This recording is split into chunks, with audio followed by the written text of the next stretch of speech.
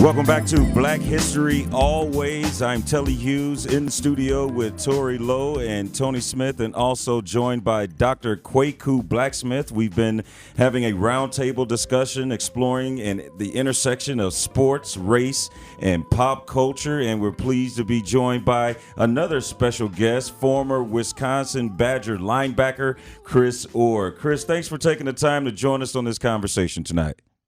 No problem. Thanks, y'all, for having me. Thank you for joining us once again. We've been talking about a lot of different things, the experience of the black athlete, and just take us through your experience in Madison as being a young African-American playing football for the Badgers. Yeah. Madison was very, very different for me. I'm from Dallas, Texas, and the high school I went to, our socioeconomic makeup was, man, we were 85% black and 15% Hispanic, maybe 80-20, but I didn't have any white classmates.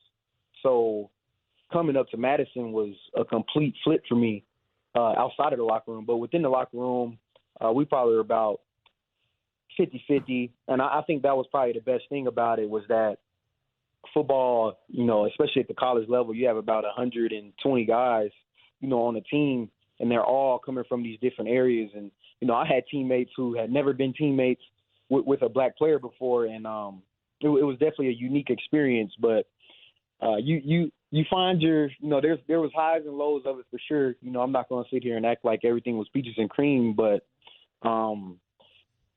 the lows didn't happen until outside of the locker room, because within the locker room, everybody's just learning about each other. It's actually a very free-flowing free-flowing space where everybody could speak freely.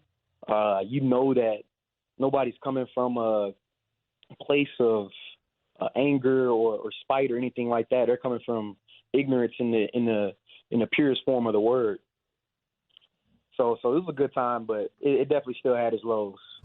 Chris, Tony Smith here. I went to Marquette and I found a similar situation, but I had been around white students most of my schooling throughout junior high and high school. But I'm just wondering, from your experience, did you find it different in the locker room than on campus per se? Because you might be walking around campus and they don't really know that you're on the football team. And sometimes I kind of got some of that too. Like, you're walking around Milwaukee. I'm downtown Milwaukee at that time, and people don't know that you necessarily play for the team.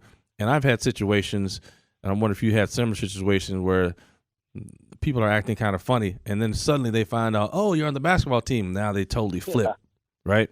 Yeah. I've definitely had my fair share of those experiences where somebody acting funny with you, man, or saying some stuff that you even know that they don't even believe, and they find out who you are, and they're like, oh, and now they're just a completely different person.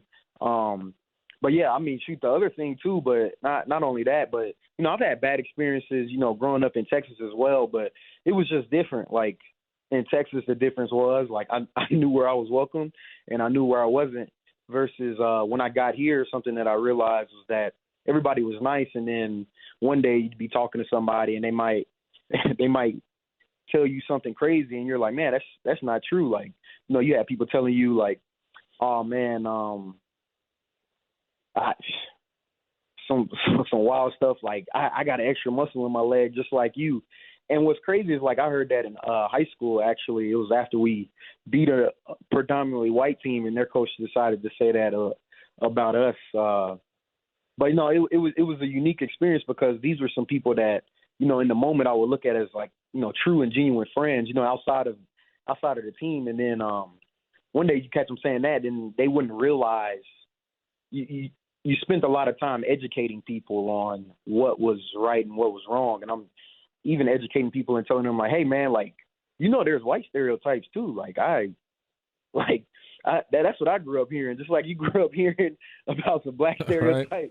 Exactly. I grew up the opposite way, man. So, it's a two-way street, but I definitely had my fair share of those experiences. Probably the biggest one was we had an event. We had an incident at one of our football games my sophomore year when we were playing Nebraska.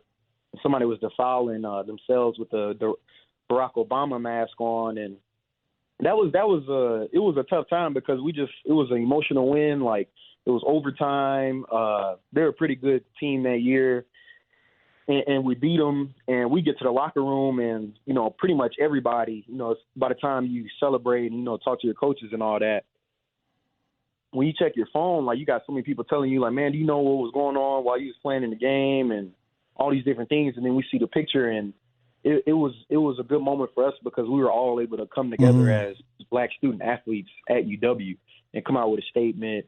And Coach Alvarez was the athletic director at the time, and I actually was able to sit in on his meeting with some campus leaders, and it was a very unique experience for me. But I was happy to see people standing up for us, and it was some random, like, bought their tickets off of, like, Grubhub or not Grubhub or but Ticketmaster or something. Cheaptickets.com. Yeah, cheaptickets.com. All right, I got a question for you, Chris. It's Torry. It's Torry. Now, I noticed, like, when you're on a small campus and you're the minority, did you ever run into police issues? See, or anybody that you knew that it was because they were black? Right.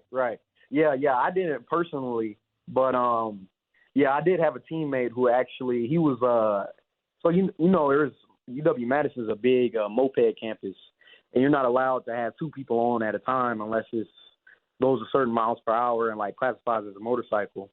So one of my teammates was on the back with his girlfriend, and they get stopped by police, and his girlfriend's white. She's driving. He's just riding on the back, and they get stopped, and they only ask for his ID. They only want to know what he was doing that night.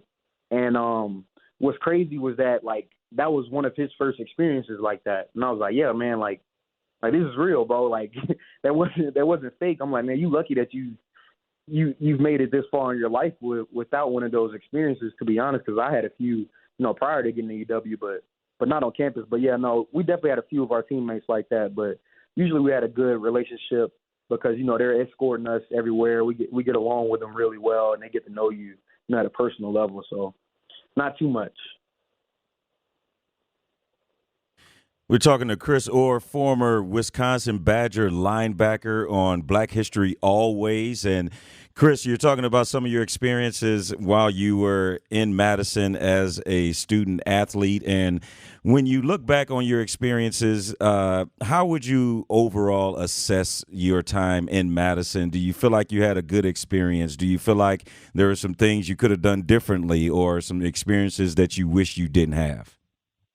Yeah, I would say overall it was good, but I think the biggest thing that I learned actually while being a student athlete on campus was that, we had myself being a student athlete and our students of color that didn't play any sports, we would have sometimes different experiences because for the most part, you're able to protect yourself as an athlete. If you want to, you can just hang around your teammates all the time. You don't have to, mingle with anybody else because it's such a wide variety of individuals on your team, and there's a new batch coming in every year. So you could easily nest down and just stay with the football team and never, have some of those experiences. But, the biggest thing that I found was that, we would be talking to our students of color. I would tell them, like, hey, man, like, we have the same experiences as y'all. I was like, I know you might not think that because people are cheering our names, but, we got this helmet on. Like, nobody actually knows us. And that's where I talk about the experience that I had before where, people would slander you or whatever. Like, a couple of my teammates and I, like, we're walking home. We done had the N-word yelled at us and snowballs thrown at us, like, all of that. But all in all, it was a good experience because I feel like it's a societal issue that, you're not really going to be able to escape almost no matter where you go unless you're in a predominantly black community, to be honest. So it overall, I would say it was good, but there's definitely some experiences that I wish I didn't have, and I wish that others didn't have for sure. Chris Orr, we appreciate you, former Wisconsin Badger linebacker. Thanks for taking the time to join us on Black History Always, sharing some of your experiences and hopefully in educating and helping someone else out along in their journey. Thanks for your time. Of course. Thank you. All right. All right, that's Chris Orr, former Wisconsin Hey, Badger. is that a shot at me? Hey, yeah, man, we know that you don't Come on, care Chris. about you don't care about Let's go, Marquette. Wisconsin. Let's go.